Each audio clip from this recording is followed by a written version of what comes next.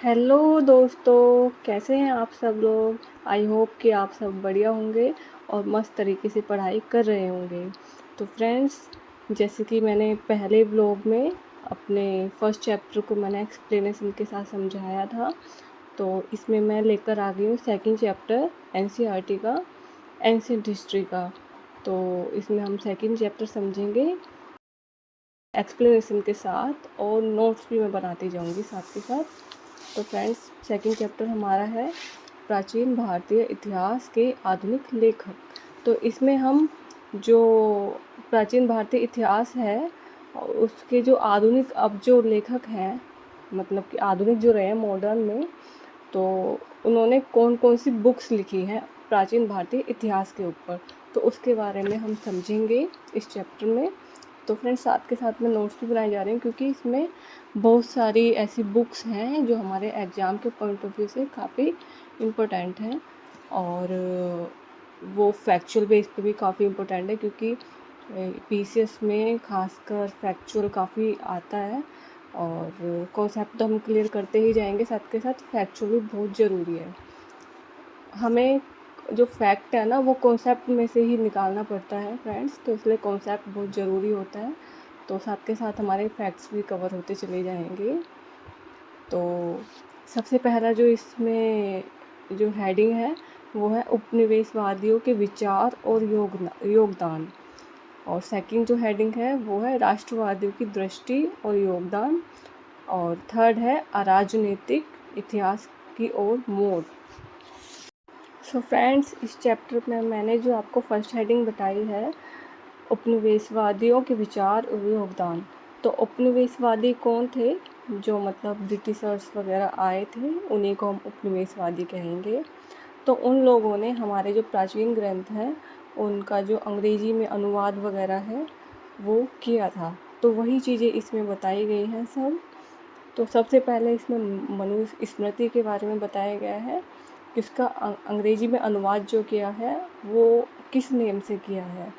फिर Asiatic society of Bengal के बारे में बताया गया है, इसकी स्थापना किसने करी।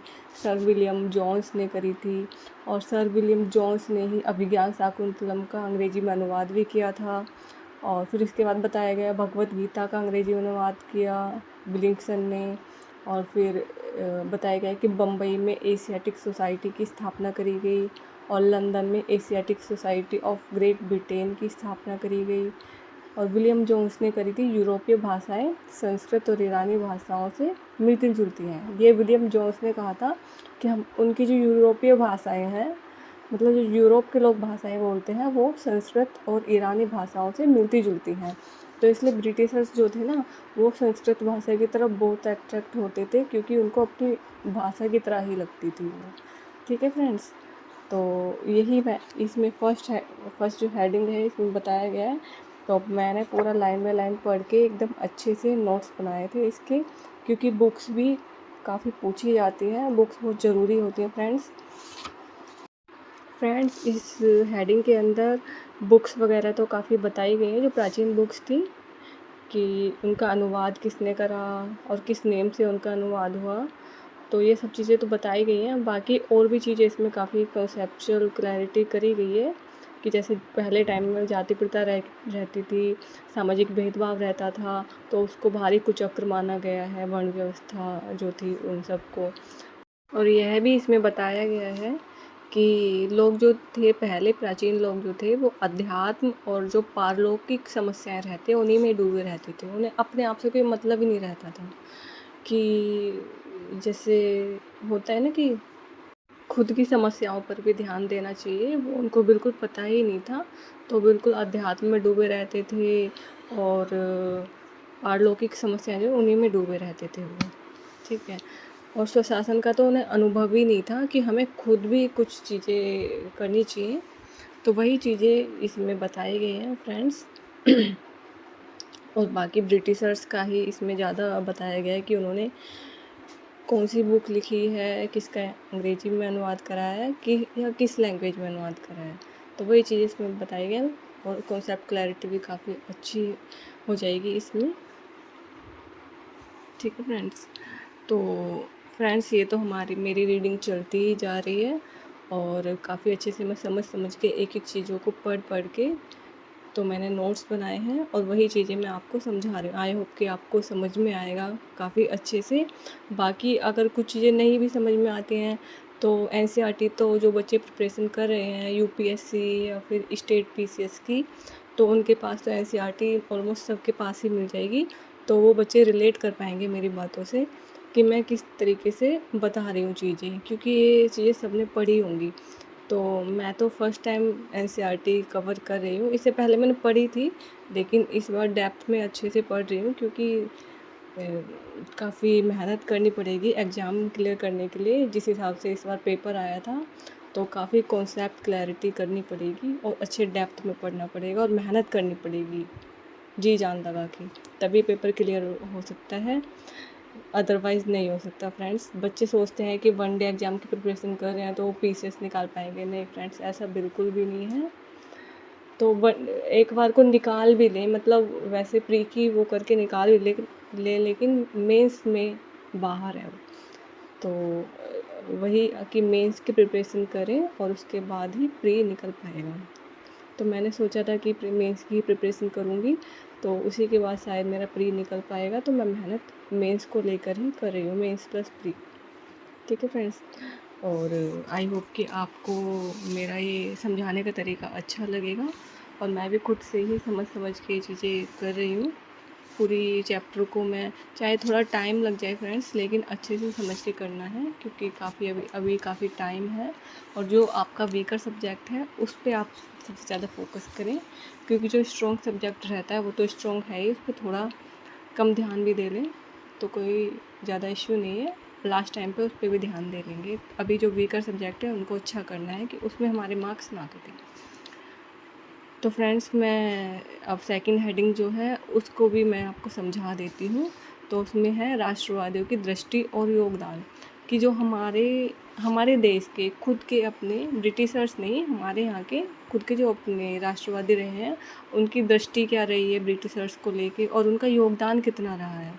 तो वो सब चीज़ें इसमें बताई गई हैं। बाकी तो इसमें आपको सारा कॉन्सेप्ट ही मिलेगा कि विधवा विवाह को समर्थन किसने किया, जाति प्रथा को, बाल विवाह की कुप्रथा का खंडन किसने किया, कौन कौन से समाज सुधारक थे, और कुछ बुक्स भी हैं कुछ एक, तो आप पढ़ोगे तो आपको पता चल जाएगा। बाकी मैं थोड़ी बहुत बुक्स जो हैं उनके बारे में आपको बता देती हूँ। जैसे हिस्ट्री ऑफ धर्मशास्त्र है, वो पांडुरंग वामन काणे ने लिखी थी। ठीक है, और आर.सी. मजूमदार की है history and culture of Indian people, ये उसके महासंपादक थे।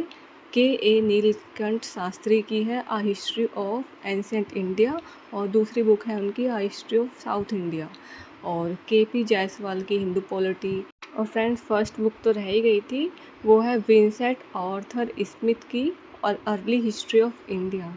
तो इसमें क्या है ना कि सिकंदर के आक्रमण के बारे में बताया गया है। 1/3 पार्ट इस बुक में पूरा सिकंदर के आक्रमण के बारे में है फ्रेंड्स। और एक बात तो बताओ, जो ब्रिटिशर्स होते थे, जैसे उन्होंने सिकंदर के आक्रमण के बारे में इस बुक में ज़्यादा लिखा है 1/3 पार्ट, लेकिन हमारे इंडियंस जो थे ना, वो इन सब चीज़ों को थोड़ा अवॉइड करते थे अपनी बुक्स वगैरह में। ठीक है, तो वही चीज़ें इसमें बताई गई हैं। तो और आप जब बुक पढ़ोगे तो आपको तब ज़्यादा अच्छी तरीके से समझ में आएगा, क्योंकि ये तो मैंने फैक्ट वाली बुक्स लिखी हैं, बाकी जो इसमें बताया गया है कॉन्सेप्ट है, तो आपको रीड करना चाहिए फ्रेंड्स ये बुक। जो बच्चे हिंदी मीडियम के हिंदी में पढ़ें, जो इंग्लिश मीडियम के इंग्लिश में पढ़ें, और जो दोनों के हैं हाई इंग्लिश के हैं वो दोनों में पढ़ सकते हैं समझ के। तो मेरे को हिंदी प्लस इंग्लिश दोनों में समझ के अच्छा लगता है, ऐसे भी नहीं कि पूरा हिंदी ही इंग्लिश दोनों में। ठीक है, तो काफ़ी अच्छे से मैंने ये चैप्टर समझा था। और थर्ड जो है इसकी, उस पर मैं बताऊंगी कि उसमें कौन कौन सी बुक्स हैं। उसमें बुक्स तो कम है, बस अराजनीतिक, मतलब राजनीतिक कोई पार्ट नहीं है, इतिहास की ओर मोड़, ये सब बताया गया है उसमें। तो इसमें सबसे पहली जो बुक है वो है A.L. बैशम की वंडर दैट वाज इंडिया। ठीक है, तो ये ब्रिटिश थे A.L. बैशम, तो इन्होंने ही ये बुक लिखी थी। और आधुनिक दृष्टिकोण से देखना, मतलब प्राचीन भारत को आधुनिक दृष्टिकोण से देखना, ये इस बुक में है। ठीक है। और इसके बाद जो है डी कोसम्बी की an introduction to the study of Indian history, और इसमें जनजाति और वर्ग के बारे में बताया गया है। और कोसम्बी की ही एक और बुक बताई गई है इसमें, ancient Indian culture and civilisation a historical outline, तो ये भी कोसम्बी की है, डी कोसम्बी। ठीक है फ्रेंड्स, तो ये लास्ट बुक है। तो फ्रेंड्स, इसमें जो बुक्स थी वो सारी मैंने आपको बता दी है, और आप चैप्टर को समझ के अपने तरीके से नोट्स वगैरह बना सकते हैं। अभी मैंने ऐसे ही बस जब मैं चैप्टर रीड कर रही तो नोट्स बना लिए थे, बाकी मैं और नोट्स बनाऊंगी बाद में, दोबारा रीडिंग करूंगी जब इसकी। तो काफ़ी अच्छा चैप्टर है फ्रेंड्स से, और क्वेश्चन भी इससे पूछे जाते हैं, और फैक्चुअल बेस पे भी काफ़ी अच्छा है समझने के लिए कि अतीत क्या आज के टाइम में रेलेवेंट है, वो सब इसमें बताया गया है कि इन बुक्स के माध्यम से, कि ब्रिटिशर्स ने किस तरीके के वो दिए अपने पॉइंट, और हमारे इंडियंस जो थे उन्होंने किस तरह से प्राचीन भारतीय इतिहास को समझा, और उन्होंने कौन कौन सी ब्रिटिशर्स की चीज़ें इसमें अवॉइड करी अपनी बुक्स में, और कौन कौन सी रखी हैं। ठीक है। और वही धार्मिक धारणाएं, कर्मकांड, जाति बंधुत्व, मतलब इन सब के बारे में बताया गया है। जाति प्रथा थी, बाल विवाह वगैरह, इन सब के बारे में इसमें बताया गया है। तो वो प्राचीन भारत में तो रेलेवेंट थी, लेकिन आज के टाइम में कोई नहीं चाहेगा कि वो कुरीतियाँ दोबारा से आएँ।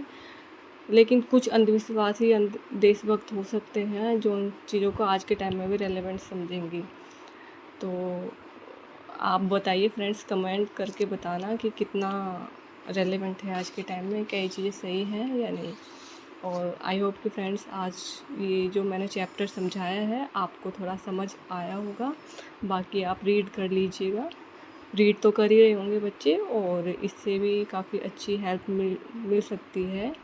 और अगर आपको हेल्प मिली हो मेरे इस ब्लॉग में, स्टडी ब्लॉग में, तो आप बताइएगा कमेंट करके। तो फ्रेंड्स, आगे भी मैं थर्ड चैप्टर लेकर आऊँगी। थर्ड चैप्टर का नेम है स्रोतों के प्रकार, मतलब सोर्सेज जो रहे हैं, जो मैंने बुक्स वगैरह बताए उनके प्रकार, और इतिहास का निर्माण कैसे कैसे हुआ, तो वो थर्ड चैप्टर में है। वो हम अपने नेक्स्ट व्लॉग में पढ़ेंगे पूरा एक्सप्लेनेशन के साथ, और हो सके तो मैं नोट्स भी प्रिपेयर करूँगी इसके साथ के साथ ही। ठीक है फ्रेंड्स, और आई होप कि आपको ये व्लॉग पसंद आया होगा।